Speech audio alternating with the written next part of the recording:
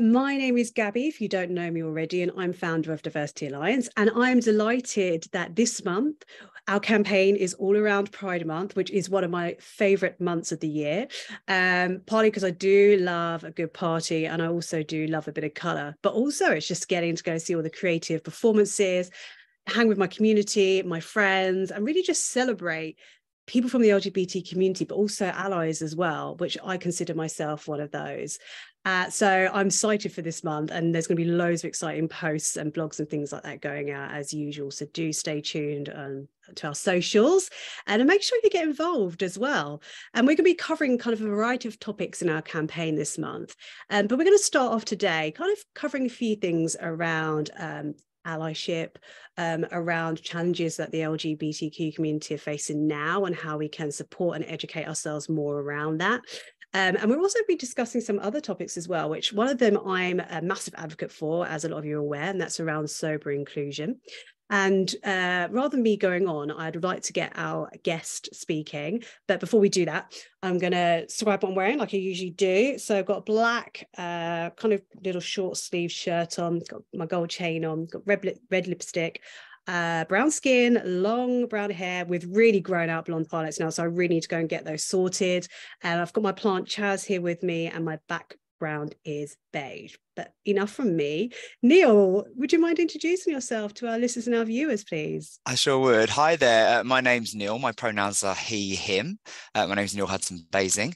I am a white queer man with short blonde hair and a bit of a beard going on. I have a nose piercing, a lip piercing. I also have a jagged red, black and white top. And behind me is my shelf full of my books, which are all kind of, I've got a bit of Brené Brown, I've got kind of lots of EDI books and kind of lots of queer books. I've got my queer Converse trainers here ready for Pride season, as we're on the topic, and my other Nike trainers, and lots of just bits that make my background a little bit colourful and interesting. Let's kick off with our first question. It's a really kind of simple question, but I would really like to know what Pride and Pride Month means to you personally.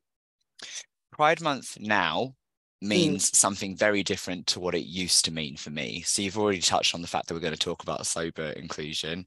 I am alcohol free. Pride Month used to be just an excuse to get absolutely messy. And you know what? If that's your thing for Pride Month, then fair play to you. It is, as you said earlier, a great chance to see that colour, to party and stuff like that. Over recent years, from giving up alcohol and my activities around Pride being quite different, I have very much kind of like on that process of seeing Pride still as a protest and the importance of doing that and understanding the history of Pride, and how Pride is a great way to show up for other people. So, you know, you're an ally, you show up for your community and you get involved. For me, I'm part of the LGBTQ community, but I'm also an ally to the different groups that fall into my community, right? And so really, for me, I take pride as an opportunity to show up for those other people. So in my last job at London South Bank University, I was our LGBTQ network lead, and I oversaw our participation at 5 Pride events last year, you know, including Pride events that we'd never done before. We'd always done Pride in London, but we had a presence at London Trans Plus Pride, for example. We sponsored the Wellbeing stage at UK Black Pride, and I got to host a fantastic session on the Wellbeing stage talking about the higher education experience for Black staff and students. So I've undergone a bit of a change in how I kind of use Pride. I still love a party, you know, I still love getting glittered up and wearing something ridiculous and out there, but I can do both. And pride to me really means being proud in myself. And one of the reasons that I'm proud in myself is because I show up for other people. I'm showing up for my trans siblings, my lesbian siblings, my bi siblings, who are really underrepresented in our community. And this year, Pride's going to look different still. I've volunteered I'm volunteering this year to work at London Trans Plus Pride, Bi Pride, and UK Black Pride. So again, it's just for me, it's about being proud of myself and being proud of what I put out there. And you know what? I think it's really key that you kind of touched upon there, that you are there to support those who and be allies for or to those that are even underrepresented within your community. Because I think sometimes when we talk about underrepresented, we kind of think about the big, you know, whether it's gender or whether it's people of color, but then there's lots of people who are even underrepresented within those categories. So I think it's really interesting and quite important that you mentioned that. And thank you for sharing what that means to you.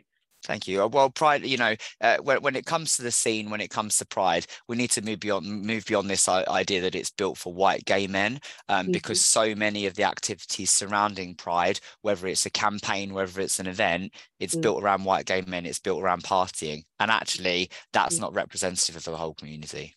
What's your kind of experience around authenticity, and how do you express yourself in an authentic way?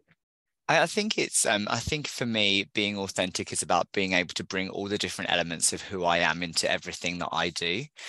So I'm an events manager. I've been in the events industry for over 18 years and kind of like shifted from logistics to content, and actually being able to put a bit of myself into the way I deliver events, my passions, and to deliver events, you know, be it around kind of sustainability or menopause and the things that I'm really passionate about in terms of my activism and my own allyship, but also in the way that I host events as well, bringing my energy, bringing a bit of me into the way I do it, into the way that I MC an event. You know, I'm an events manager, but I'm also a freelance MC, and being able to develop to bring my energy, my queerness into stuff as well, the way I engage with people, not putting on any airs and graces or anything like that, but actually just being real with people. And I'm someone that can't hide my feelings as well. So obviously doing it in a professional way, but you know, not being afraid to challenge things. Also, being authentic is about knowing when you mess up and when you haven't got something right as well, and being unafraid to make mistakes, to learn, to challenge your own ways of doing things, and particularly to challenge your own mind when presenting with new information as well. And that's something that I genuinely experienced during the Black Lives Matter movement, in terms of kind of like I learned to stop engaging in a certain way. You know, I kind of had we've spoken about this briefly earlier, but you know, fell out with my mum quite significantly. We don't have a relationship as a result of racism. But I look back at those interactions now, and maybe I could have dealt with it in a slightly different way.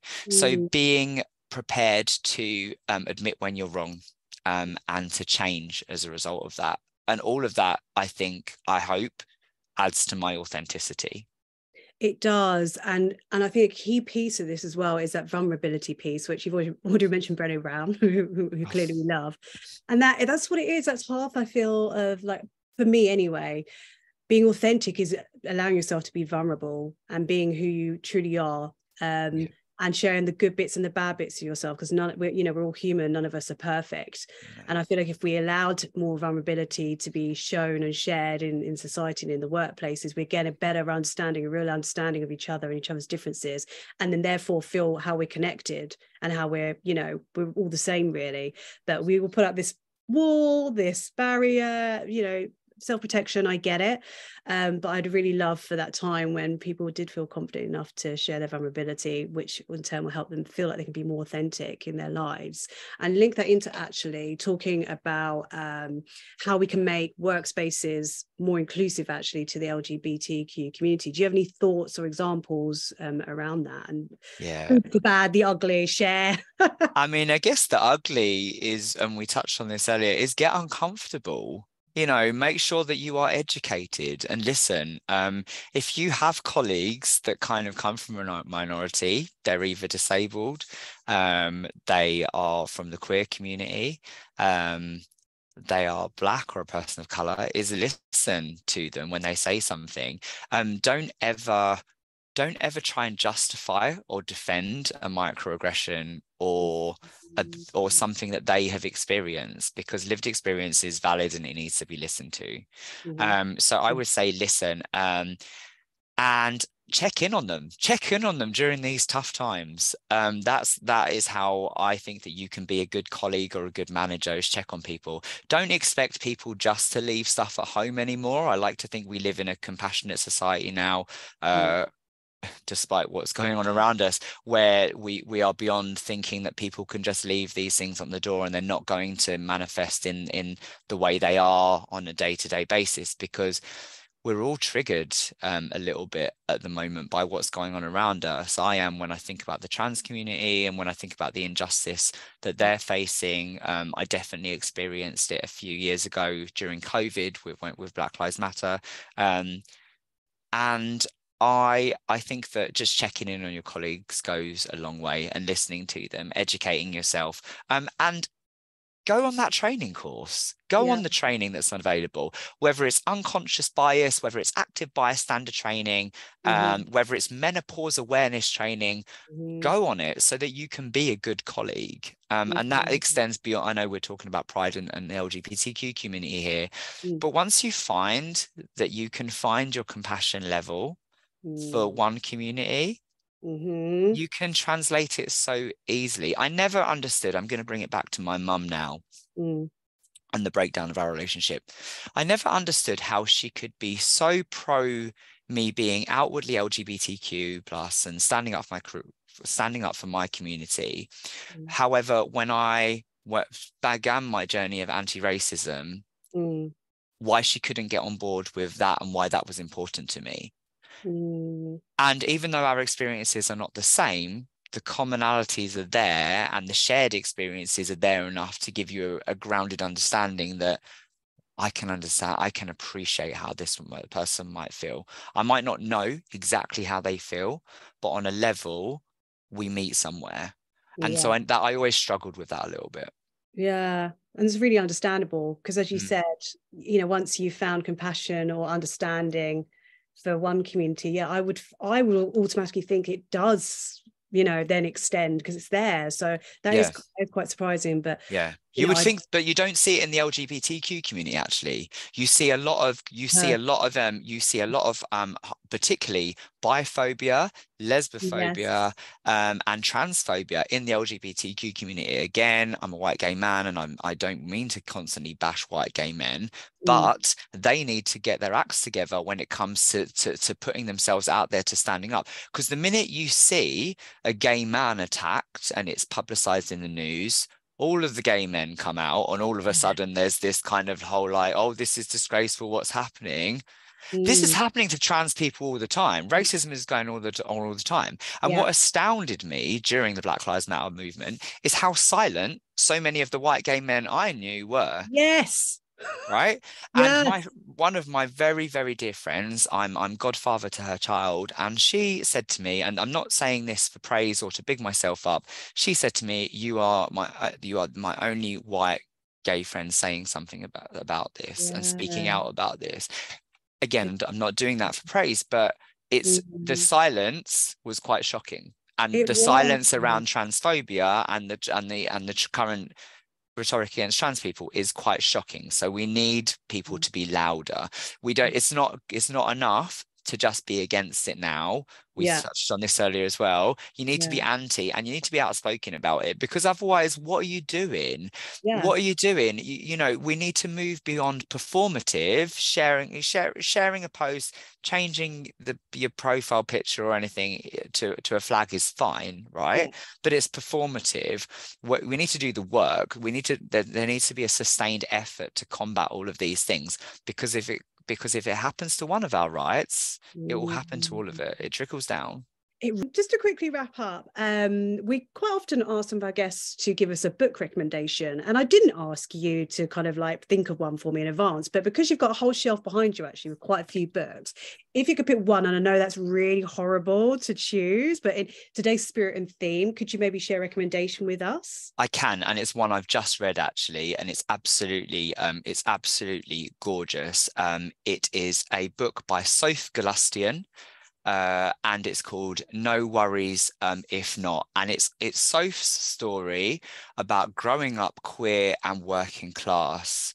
And I have never been on such a roller coaster of a journey as reading that book. So I know Soph. Soph was a student ambassador at London South Bank University, and my team kind of managed the student ambassadors. So that's how I know Soph. But Sophie is an actor, comedian, and now writer. She wrote BBC Peckheads. And she was also in Everyone Else Burns, which is a recent Channel 4 comedy. Oh my gosh, it's just so soft and gentle, but raw and bold and queer, and it is just amazing. Soph Galustian, No Worries If Not. I definitely say check it out. It's beautiful. Okay, amazing. We pop some really emotional, really, really, really emotional and raw as well. But fantastically funny. It will have you up and down throughout the whole thing. Oh, amazing. Yeah, we'll definitely put the links for that as well in the description. Thank you. So, Neil, our time is up, which I'm gutted about. I've really enjoyed talking with you today. Thank you so much for your honesty and authenticity and making this such an enjoyable conversation for me. Thank you so much for having me. I really appreciate it. I hope to see you soon. Yeah, I will see you soon. Yeah. Take care. Bye. Bye.